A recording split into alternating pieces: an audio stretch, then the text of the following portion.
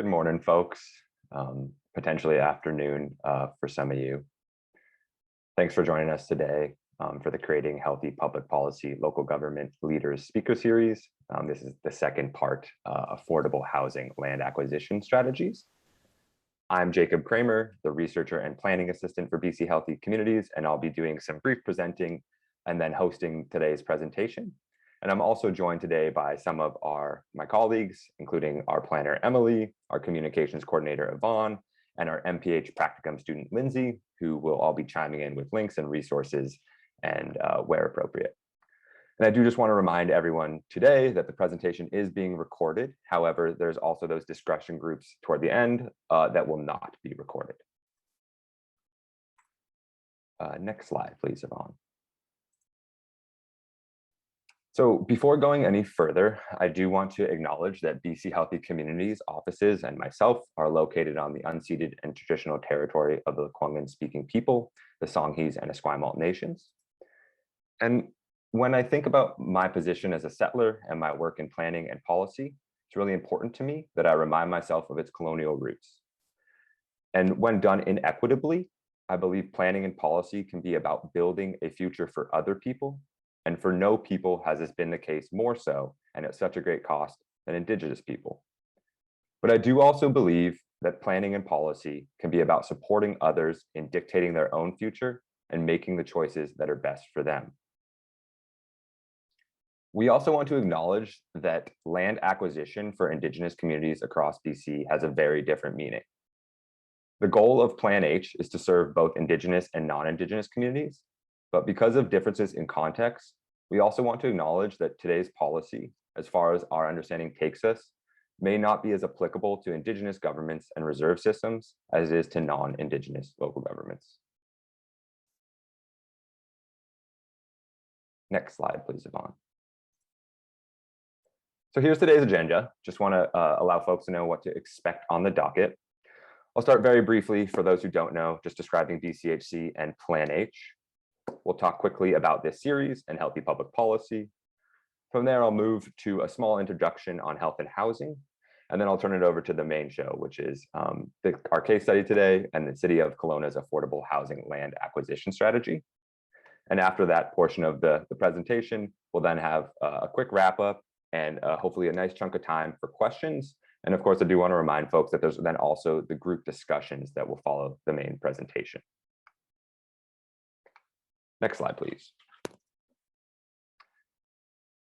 BCHC is a nonprofit organization with a multidisciplinary team that includes planners, public health professionals, evaluation practitioners, community well-being specialists, and communication experts. At BCHC, we work at the intersection of planning and public health, helping local and Indigenous governments across the province to infuse equitable health considerations in their local planning processes. Next slide, please. Today's work and this speaker series is presented by PlanH. PlanH is a partnership between the BC Ministry of Health and BC Healthy Communities. And PlanH is committed to supporting local and Indigenous government engagement and partnerships in order to create healthier communities. Next slide, please. So this year at BC Healthy Communities, we've been really excited to focus on and support more communities in their work toward creating healthy public policies.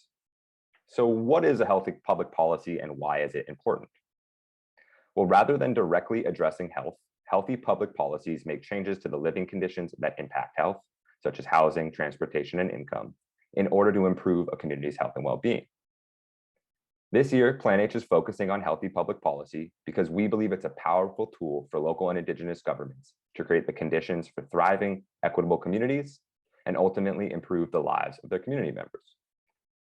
And perhaps what's most exciting is that it represents a clear pathway to creating the systemic change that we all know we're going to need in order to overcome these current complex challenges, such as poverty, climate change, and housing affordability.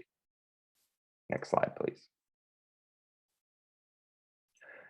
And so with our belief in the importance of healthy public policy, this series is being delivered as a way to share strategies, learnings, and best practices from other communities in BC, to make the links between local government policy and improved health outcomes, and to connect leaders and decision makers from across BC to build capacity.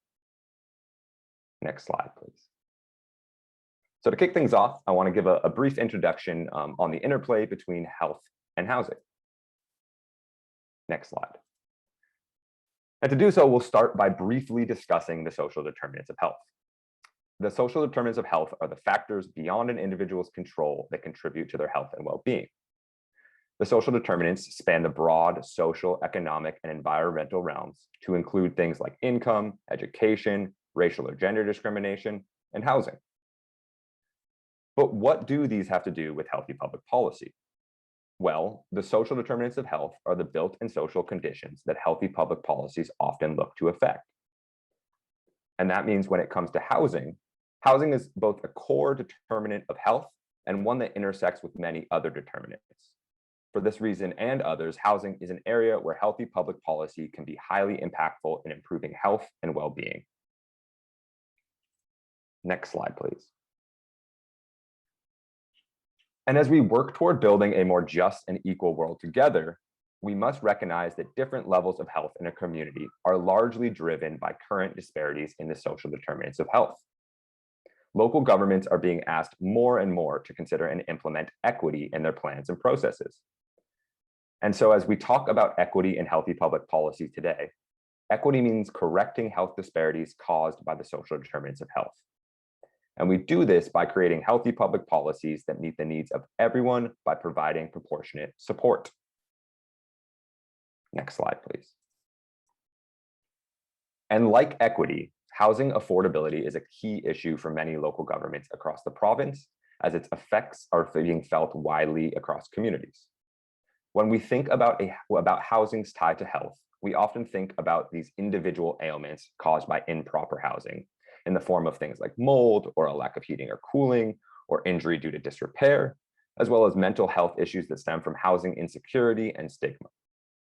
But beyond just individual health issues, what's more concerning is how our failing housing system is impacting other systems within our communities and hampering the ability of everyone in the community, even those not experiencing housing challenges, to be healthy and well. And we see this in both our built and social environments within a community. In the built environment, this shows up at the community or neighborhood level in the form of poor, unsafe, and inappropriate housing stock in a community, as well as disparities in services and the built and natural environment features that complement the places we live. And in the social environment, it translates to negative consequences at the community level that bring down the health and well-being of all community members. Things like an inadequate labor supply for businesses, social isolation, and reduced civic engagement. So no matter how stable an individual's housing may be, inequality is now reaching a level where it's creating a society that is untenable for everyone, because as a community, we all rely on each other. Thus, our inability to meaningfully address this housing crisis is limiting the prosperity of everyone in this room and our communities. Next slide, please. So to respond to this challenge that is now beginning to impact us all and to create a housing system in our communities that works for everyone, we're going to need to focus on two things: healthy public policy and equity. Again, healthy public policy in housing recognizes the role of proper housing in the health of a community, and it works to increase it. And applying equity in these policies ensures that our decisions attempt to support community members in proportion to the degree of need, so that everyone is better off together. And a challenge on this scale is going to require multiple concurrent responses and creative solutions. We need to go above and beyond what was once considered possible, and we need to look at new tools and approaches to get there. The example the planners from Kelowna are sharing with us today is just one of those responses, and one of many that Kelowna itself is working on. Next slide, please. And so with that, I'd like to introduce our speakers from Kelowna. First is James Moore. James is an experienced urban planner working in the leadership team of the Policy and Planning Department at the City of Kelowna. He is motivated by a desire to build more engaging, resilient, and inclusive cities. James has had the opportunity to shape Kelowna's new planning framework through advances in infill housing, urban design, neighborhood planning, and major citywide planning initiatives, such as Kelowna's healthy housing strategy. Today, James is deeply engaged in finding creative, pragmatic solutions to address the major housing challenges facing Kelowna. And second, we have Arlene Janosek. Arlene is a planner on the City of Kelowna's policy and planning team and has been with the city for just over 3 years. She currently supports a variety of projects with a focus on housing and social development. Arlene graduated from SFU's Resource and Environmental Management Master's Program in 2017 and recently became a registered professional planner. She is passionate about her research, communications, and creative skills in her role to support positive change in Kelowna. And so with that, I'll turn it over to James and Arlene, who will discuss Kelowna's path toward developing such policies in the form of their affordable housing land acquisition strategy. Thanks a lot, Jacob, for the introduction and for having us today. Just want to confirm that everybody can hear me. Yep. Okay, great.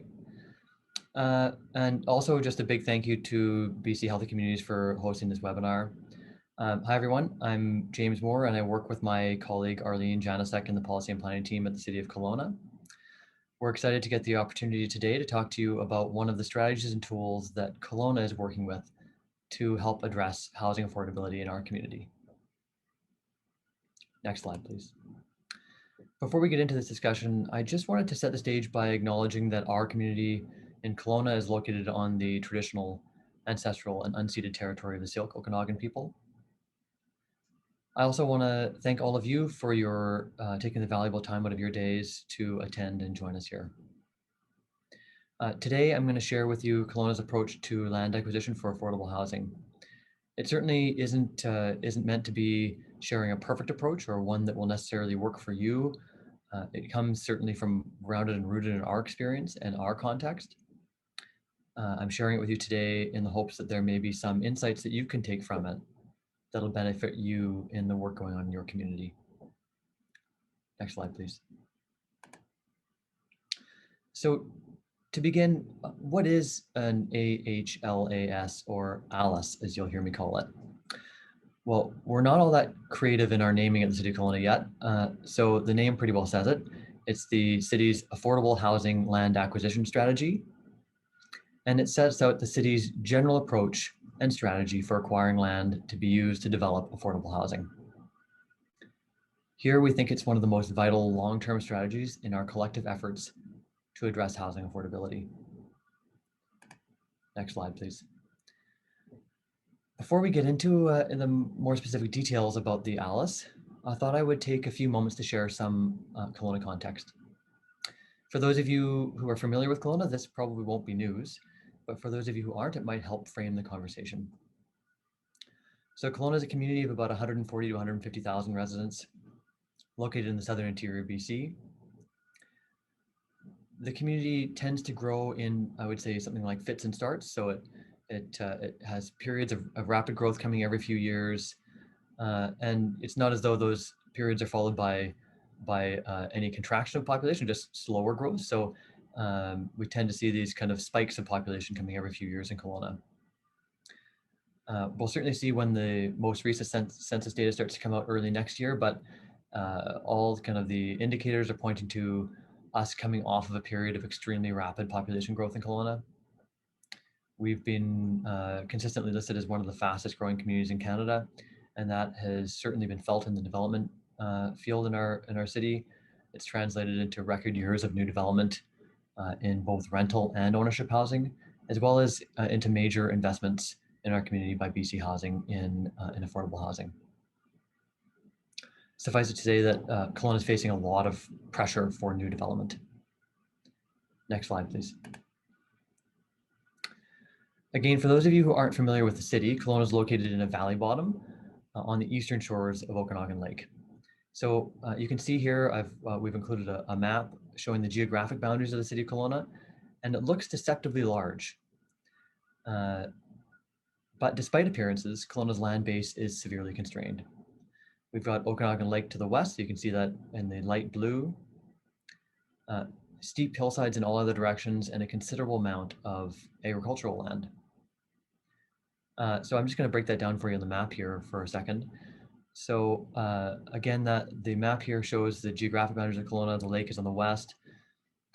All of the green land shown in there is land that's either in the agricultural land reserve or is zoned for agriculture. And that's just about 50% of the city's land base. On top of that, the area in blue is predominantly an industrial kind of employment area. The area in yellow is certainly receives a bit of growth, but is quite constrained by steep hillsides. And so really when we talk about where that pressure for growth is being channeled, it's not being channeled into the geographic boundaries of Kelowna, it's being channeled into really the orange and purple areas of Kelowna. So all that pressure for growth is happening really within a narrow part of the city of Kelowna's boundaries. So really that's just to illustrate that there's a lot of demand for land that's in short supply.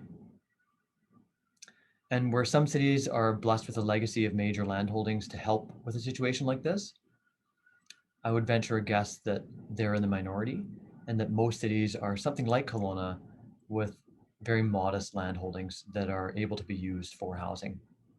So it's not as though we can just release a bunch of land that we don't own to meaningfully affect supply. Next slide, please. With that context out of the way, we can answer another fundamental question. Why does Kelowna need an ALIS or an affordable housing land acquisition strategy? Well, I think the first part of the answer is that the need for affordable housing is growing rapidly. We just saw the benchmark resale price for a detached home cross over the $900,000 mark for the first time. And I suspect it won't be too long before it crosses over 1 million. And for some of you from the Lower Mainland, that may be not such a shocking number, but certainly from somebody who grew up here and many in the interior, those numbers are pretty shocking to see. Prices in condos and townhomes have skyrocketed as well. And even the graphic we have here, I was just checking yesterday evening, the numbers are even higher again now. So, certainly they've pushed a lot of people out of the ownership market, making a rental a far more attractive option for many in Kelowna. So much so that rental is really expensive too. So we've seen really historic investments in purposeful rental in Kelowna in recent years, with several thousand units coming on stream, but prices are not coming down and supply remains tight. I think our latest vacancy rate was on average at 2.7%. In short, now more than ever, ownership housing is out of reach, and the cost of market rental is a struggle for many. And I think this becomes a personal thing for me as well. My family we have deep roots in this community, and we want our daughter to be able to share in that. But at the rate we're going, there's a real risk that really only the wealthy will be able to live here by the time she grows up. And this is a conversation that I'm hearing in the community more and more as people come to the realization that housing affordability isn't just numbers on a page, but the lived experiences of people across our community today and in the future, and it affects everyone. And I think that I can tie that back to a piece in the introduction that Jacob talked about. When you have a community that's made up of a lot of homeowners, as Kelowna is today, it's easy to see the increase in home prices like this, kind of from almost as though you're viewing something from the sidelines, and you're really not feeling the consequences that much, where many in the community really are. And I think for many, it's taken this conversation now for them to realize, geez, my kids can't live here anymore if this continues, to really start to bring affordability home to many of them, even though it's been an issue for a lot of people in our community for a number of years now. So I think it's really starting to come to roost in Kelowna as a major community issue that people are seeing broad action as being important. Next slide, please. When the city did our housing needs assessment a few years back, we observed that affordable rental housing was a really key gap in our housing system. We're seeing that, again, that the price of ownership housing was keeping people from entering the ownership market, so it was keeping people into the rental system. and that was generating prices increases in the rental system that were making it very difficult for people to leave any housing with supports or any part of the safety net system in housing. So it was really making it difficult to get out of the safety net and into the rental market, and out of the rental market into ownership. And really that was leading to we were calling it a key bottleneck in our housing system. And the causes of this gap are far too complex and too debated for me to resolve for you here today. But it's certainly elements like decades of disinvestment in rental housing, increased mobility and amenity migration have all really impacted communities like Kelowna over the past decade and more, to the point where communities like us really weren't dealing with a housing affordability issue 20 years ago, but many of us are today. In 2021, it's estimated that Kelowna has approximately 20,000 rental households. And of all those rental houses, approximately 9,200 are in core housing need. We're expecting that to grow, and by 2031, we're projecting an additional 2,600 households that will be in core housing need. And again, I would say that's a conservative projection based on business as usual. I think if we start seeing the kinds of price increases that we've seen in the past years, or 30% price increases year over year, that will inevitably increase the amount of people in core housing need. So I think it's a conservative estimate. Certainly demand for rental housing is expected to continue trending upward over the next 20 years and beyond.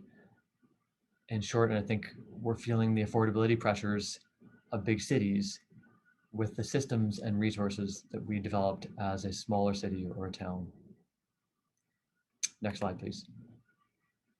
So if eroding affordability is the first part of the answer to why we need an affordable housing land acquisition strategy, the second part of that answer is about land. We know that the direction of prices is unlikely to shift in the long run. You know, there may be year over year where prices moderate or increase less quickly than other years, but with a fixed land base and an increasing population, land is going to grow more and more valuable, and the housing that sits on it will come along for the ride. It's important to acknowledge up front here that any single solution, whether land or not, is not going to deal with our affordable housing crisis on its own. It has to be part of a full suite of tools that we use as local governments, other levels of government, the private sector, and the nonprofit sector. Having said that, land is a powerful tool for local governments to achieve their affordable housing objectives. First, it gives us the ability to influence the location and type of housing.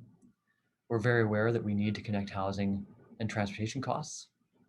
The second most significant cost that a household faces above housing costs is the cost to get around, transportation costs. So those are definitely related to geography. And if you find more affordable land on the periphery of your city, and you want to put your affordable housing there, you're just going to be increasing the household transportation costs of those households. And so having some control and influence on where you acquire land for affordable housing, so you can minimize transportation costs, maximize access to services, and those kinds of things, is a critical factor. And it can also really entice partner investment. If you have shovel-ready projects, you're more likely to receive funding for projects than if you don't. That's certainly been the experience in Kelowna's case. It's also, I would say, something that many local governments are already really good at doing. We buy land all the time. We just don't do it for housing. We buy land for parks, for road extensions and widenings, for water infrastructure, sewer infrastructure, for community buildings. Really, we buy land for a lot of different things, really anything but housing. And not only are we good at buying it, but we're good at holding it and putting together good development parcels. And that's a really important kind of niche here. It's particularly important because in Kelowna, our future is looking at infill and intensification, where a lot of assemblies are really a given.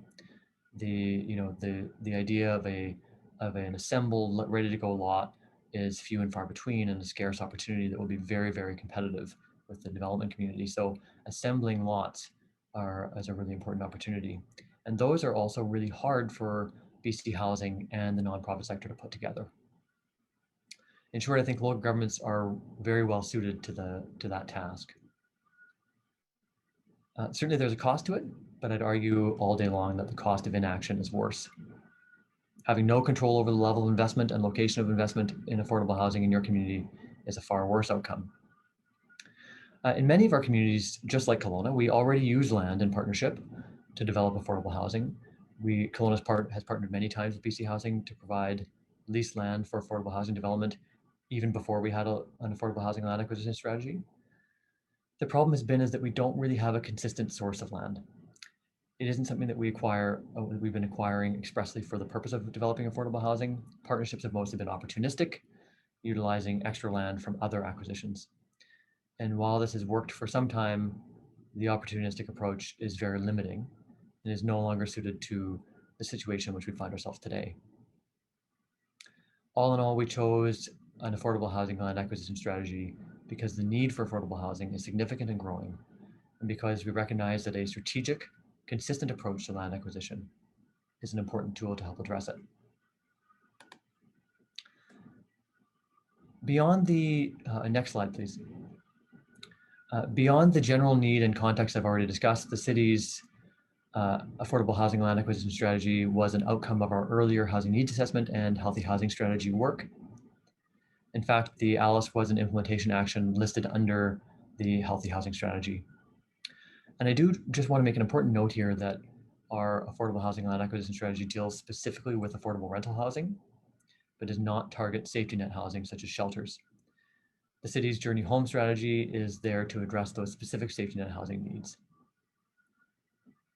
I'm just going to now pass this over to my colleague Arlene, who will be able to provide more details about our specific affordable housing land acquisition strategy. Hello, everyone. Thank you, James, for that. And again, really appreciate you all taking some time out of your day to listen to us speak. I'm really excited to share some information with you today. If we could just get the next slide, please. So this touches on some of the concepts that James was just speaking to, but in a bit of a different way. This is kind of how we framed our affordable housing land acquisition strategy. And we grounded it in this equity-driven approach to housing, which we call our housing wheelhouse. So this is found in our housing needs assessment, which I'm not sure if Emily shared in the chat, but you can find a little bit more information about the wheelhouse there if you're curious for more. So the wheelhouse is kind of our take on the housing continuum, but it's fundamentally different in that it recognizes that individuals move between different segments of the wheelhouse at different points in their lives. So yeah, some different segments on the wheelhouse there, as you can see on the screen. You can also see, as James was speaking to on the previous slide, that our affordable housing land acquisition strategy is really intended to play a role in the subsidized rental component of the wheelhouse. So in the light blue text there, you can see that's focused on subsidized rental housing. And we opted to focus on this housing area because affordable rental has really been identified as a critical gap in our community or a bottleneck. And of course, the wheelhouse, you can see that all these segments are interconnected, and what happens in the affordable rental housing segment does have impact throughout the wheelhouse. We also acknowledge that we have seen substantial investment in market rental housing in recent years, but we haven't seen the same amount of investment in affordable rental housing. So another reason to focus on that segment. And then additionally, our partners that we work with in actually delivering affordable rental housing have identified the lack of available land as a roadblock to building more affordable rental housing. And nonprofit organizations do struggle to compete in the open market with developers. So for all of those reasons, we've focused the affordable housing land acquisition strategy on subsidized rental housing in particular. So on to the next slide, please. So we enlisted the help of a consultant who prepared a discussion paper on the development of an affordable housing land acquisition strategy in early 2020. And this provided the foundation for our direction. The discussion paper acknowledges upfront that we as the city cannot acquire enough land to meet our growing demand. So we need more affordable housing. There is lots of demand, but we can't meet that on our own. And rather than starting with a funding request for 100% of trying to address all the land that we need. We knew that this wouldn't get us really anywhere. So we decided to start small and really try to start demonstrating some success in this area and allow us to grow the program over time. So we really wanted to be strategic about the land that we were purchasing and look for some opportunities. So some of those strategic decisions that we made were looking for land that would be both long-term and short-term investment opportunities. We know that not every parcel that we acquire is going to be like a zoned shovel-ready project, and that some will take time to assemble. But as James mentioned, we as a local government do have some skills in that area. So that's one approach that we took. We also are seeking to use several funding sources beyond taxation. So I'll get into this a little bit more into the presentation, but we wanted to look beyond taxation into land sales, contributions from new development, and funding from online accommodation platforms. So I'll get into that a little bit more. We also wanted to try and acquire land that can provide multiple benefits across different city priorities. So if we're looking to partner with other internal departments such as parks and transportation and find land that could really help deliver on multiple municipal goals so that we can cost share across departments and help stretch our dollars further. And then we're also looking to leverage our external partnerships. And of course, land acquisition is only one part of the picture that's needed to deliver sustainable housing for the long term of our community. And we need to find partners that can actually help us deliver this. So we'll move over to the next slide, please. So we wanted to ensure that we are meeting community benefits when we're acquiring land through the affordable housing land acquisition strategy. We do have a City of Kelowna land strategy document that was established in 2018. This kind of generally guides how we purchase land as a city. And then we also established some considerations more specific to affordable housing projects. So when we're looking to acquire land for affordable housing, we look for land that's able to support a target of about 40 housing units, just as kind of a key metric to keep in mind. We also, as James mentioned, want to acknowledge that transportation costs play a really big role in people's overall cost of living. So we want to ensure that land is in a location that will allow future residents to keep their transportation costs low and provide access to modes of transportation beyond just a single occupancy vehicle, for example. We also wanted to ensure that there's appropriate proximity to services and amenities that folks living in these developments would be able to access. And also balancing distribution of affordable housing across what we call our core area and urban centers. So in that kind of orange and purple areas on the map that James showed towards the beginning of the presentation, we wanted to distribute affordable housing in appropriate locations across those areas. Over to the next slide, please. So with all this in mind, we took this approach and we were able to come forward to council with a request to help us support this. This was done through a relatively modest taxation request. So we have a Housing Opportunities Reserve Fund, which currently or had been having a $200,000 annual contribution. So we recommended increasing this from the $200,000 annually to $400,000 in 2022, and then to $600,000 annually in 2023 and on. So this funding strategy would generally result in $2.2 million generated every 4 years through taxation. And this would kind of, in our thinking, allow us to fund the acquisition of one affordable housing project every council term.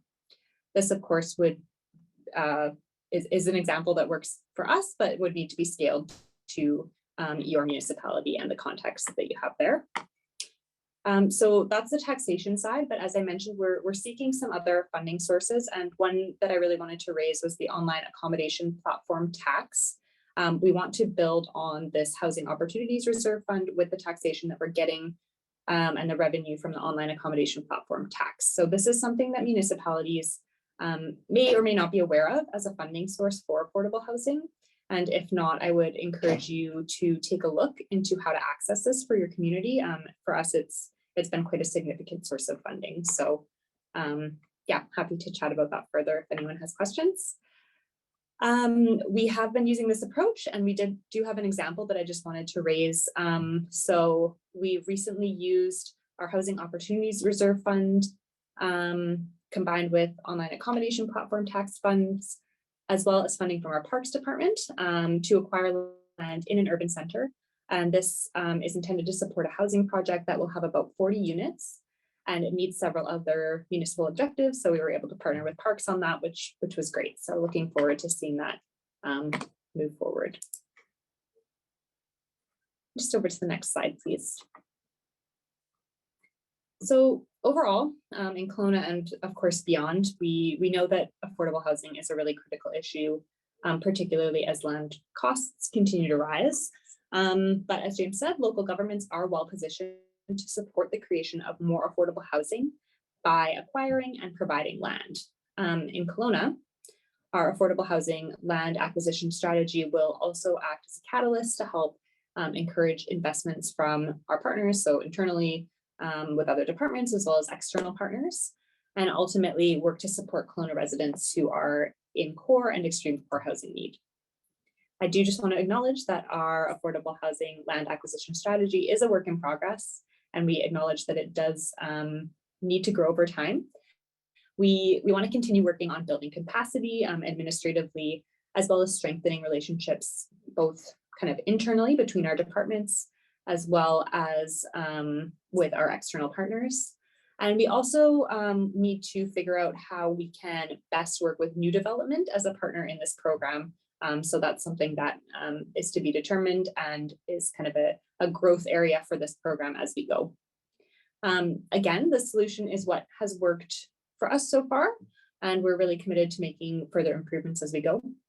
And I hope that this has given you some ideas to take forward into your community. And I think with that, I will wrap for now, and looking forward to taking any questions and kind of opening the discussion on this. So yeah, happy for anyone to get in touch, and I think I'll pass that back now. Thank you. Thank you, Arlene, and thank you, James, and thanks both of you for sharing all your insights with us. I'm sure the development of this land acquisition strategy wasn't easy, and it's really interesting to hear that you also recognize it's not complete. But I really appreciated hearing how tied it is to your other citywide plans and housing strategies. And I really do see this as an encouraging strategy and practice potentially for other communities. If you could just go to the next slide, please, Yvonne. So to recap today's presentation, let's not forget that housing is a core determinant of health. Equitable, healthy public policies are also a tool for creating housing that supports everyone. Affordable housing land acquisition strategies, as described today, are one example of a healthy public policy that your community could benefit from. James mentioned the housing needs report or assessment. So this is just a reminder to folks that that deadline for the report is fast approaching. And that means that your community has likely already or is in the process of completing their housing needs report, and is a good source of information relating to housing need in your community. And lastly, that online accommodation platform tax that Arlene just mentioned, I think is a really important potential funding source and something that your community might want to consider look further into. Next slide, please, Yvonne. Perfect. And lastly, if you're looking to learn more about healthy public policy, there's a few ways to do so. We encourage everyone to visit our healthy public policy page on our PlanH website. You can always speak with our healthy community staff about a variety of topics, including housing and policy. The National Collaborating Center for Healthy Public Policy has a great free course, the Framework for Analyzing Public Policies, which we will include in a follow-up email that we're going to send to everyone following this presentation. And of course, the self-plug, but we do encourage everyone to tune in to the next 2 talks in this series that will take place in the fall and the winter. Next slide, please. So looking at the clock, it's perfect. It's nearly 1:45 or 11:45 this time. So leaves us with about 15 minutes for questions, which we're going to go through now. I see lots of folks were inputting them into the chat box. We're also going to pop up a little poll that's going to help us evaluate this session. So we'd really appreciate if you could participate while we answer these questions. And I'm also just going to flag now that for those of you who want to join our group discussions, that those our group session, that those will get started at noon. So if you need to take a little break and get up now, now is a great time. And so, yeah, if we can, I know we've been trying to amalgamate all the questions and we'll go through now, but if folks, thank you, Lindsay. Lots of good questions. I'm going to throw them both out, and then James and Arlene here are going to duke it out as to who will respond. But I'm just going to go down the list, and if folks want to keep chiming in, we'll try to do our best to prioritize and get as many answers as possible. So I think this is a good one to start. But James, could you say a little bit more about why you chose this approach and not others? And what about Kelowna's context made this such a good policy fit? I think there are a few pieces of that question, but we've one of the things we realized pretty quickly through conversations with our nonprofit housing providers in town, through conversations with BC Housing, through our own experience in partnering with BC Housing to deliver affordable housing, is that land was a real stumbling block for having projects happen. We were hearing, we had some sessions with our nonprofit housing providers, and we would hear, we're ready to go, we just don't have land. And they, that was a big barrier for them. BC Housing is doing a really wonderful job increasing the construction of affordable housing in many communities across BC, and Kelowna is certainly by a big part of that. But even BC Housing is struggling to find enough sites in Kelowna to make that, to really deliver enough housing to meet the need here. I'm sure that's not unique to Kelowna. So I think it was really clearly seeing that land was a major barrier was one piece of it. And the other piece of it was back to our housing needs assessment, where we were really trying to identify where are the biggest priorities for housing in the community. Of course, everything is a priority when you have a housing system that's connected. Action is needed really at every part of that wheelhouse. And our healthy housing strategy does identify actions really all around the wheelhouse, whether it's increasing the diversity of supply in ownership housing, or working with our Journey Home team and dealing with homelessness.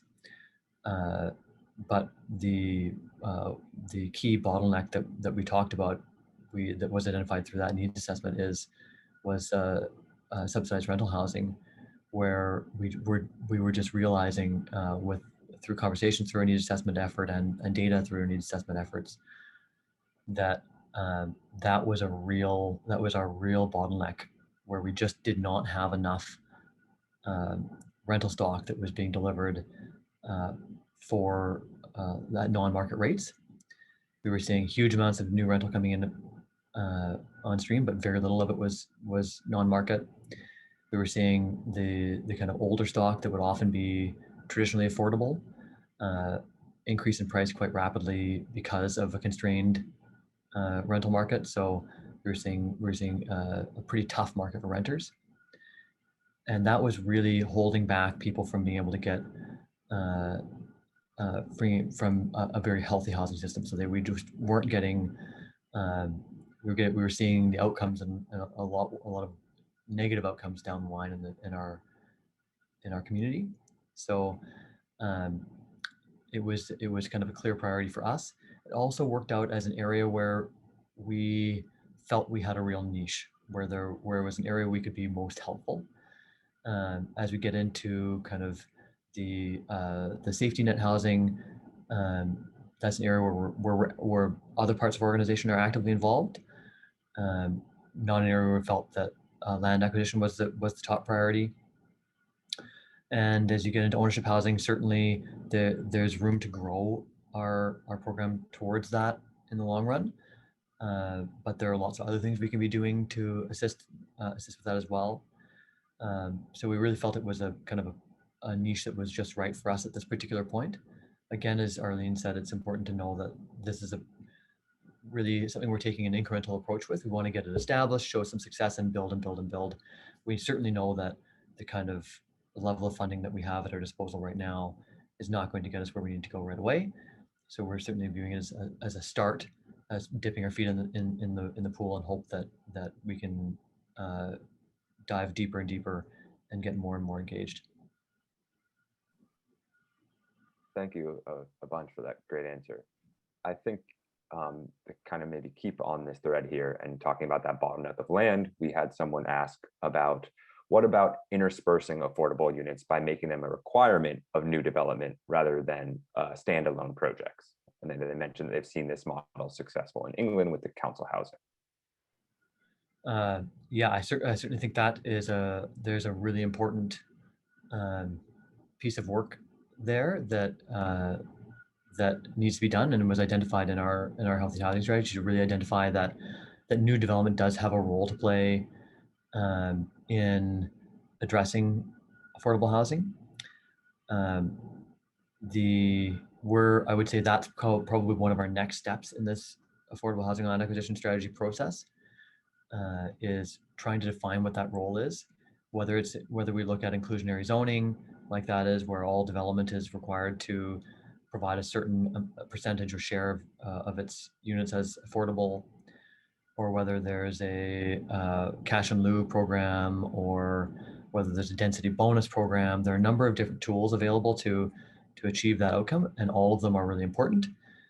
We haven't quite gotten there yet, but it's certainly very near and dear, and we're getting ready to start down that path. So I would say, well observed, a really important part of any action, and something that we'll be working on shortly. Great, thank you. I see two what look like more quick win questions, but I think could be really helpful for some of the participants. I'm just going to group them because I think you can handle this. One is Kelowna's land acquisition strategy a public document right now? And also, how many planning staff are working on the affordable housing pillar or portfolio in Kelowna? Get an understanding of capacity. So the first one, if you just search our affordable housing land acquisition strategy in Kelowna online, you'll get our report to council. The background study is not a publicly available document, but the council report that summarizes all that work and includes council's direction is. So I'd certainly encourage you to go there. And also our healthy housing strategy is publicly available. Our housing needs assessment is publicly available. All of them are on our City of Kelowna website at kelowna.ca. As for staff that are working on affordable housing in Kelowna, that's a harder question to answer. We don't really have a housing department or specific housing planners as of yet. That's something we'd like to work towards, but we have a couple of staff who work with in our social development team who work with Journey Home on our homelessness efforts. And on the affordable housing side, we have some kind of portions of maybe 3 to 4 staff have kind of portions of their portfolios that are dedicated towards it, maybe kind of a third or a quarter time. So I would say we probably have an equivalent of maybe 3 to 4 full-time staff working on the full spectrum of housing across the city, just combined in maybe different ways. Thanks. I see another question here that I think could be helpful for folks who maybe don't work in a municipality or local government. That could be helpful for some participants. And so this is from Logan, so thank you. And it is, how would a nonprofit organization qualify to be included in the consultation process for developing guiding documents such as this? So really, yeah, how would you be a part of helping to develop such a strategy, and how does Kelowna go about its stakeholder engagement process? So we have pretty regular contact with our nonprofit sector housing developers. So certainly as we work on our housing strategies and housing needs assessments, um, data and information and kind of opportunities and constraints from them are a really important part of that process. So I would say it's absolutely vital that nonprofit sector be engaged in those processes, and should start.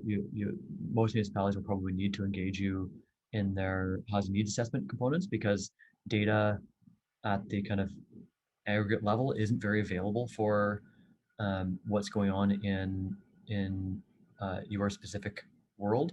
So we often will certainly need to talk to you to understand what's happening in terms of demand and supply constraints in your worlds.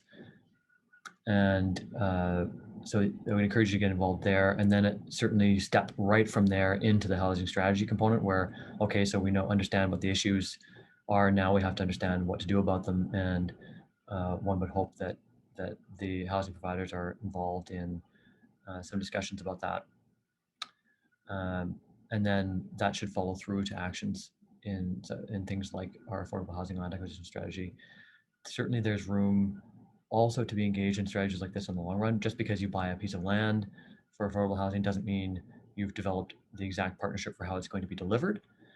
Many municipalities have different ways of approaching the delivery of housing. Some municipalities work with regional housing providers, and you might partner with a regional housing provider who would build and operate housing on that piece of property.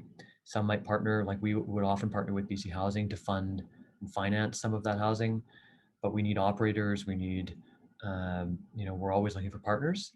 So once you have the piece of land, the partnership piece is an equally important element.